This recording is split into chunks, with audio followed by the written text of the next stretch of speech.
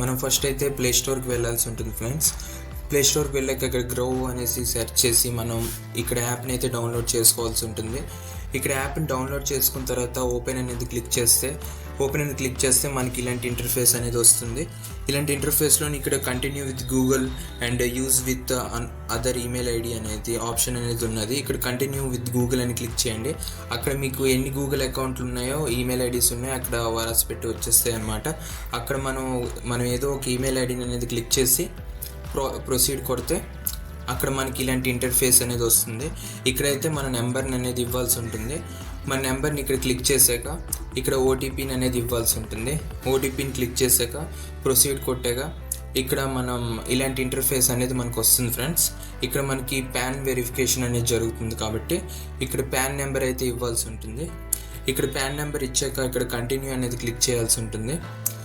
Continue అనేది click చేశాక మనకి ఇలాంటి ఇంటర్ఫేస్ అనేది వస్తుంది ఫ్రెండ్స్.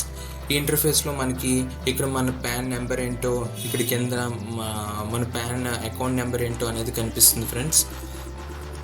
ఇక్కడ మనం ఎస్ కన్ఫర్మ్ అనేది క్లిక్ చేయాలి. క్లిక్ చేశాక మనకి ఇలాంటి ఇంటర్ఫేస్ అనేది వస్తుంది ఫ్రెండ్స్.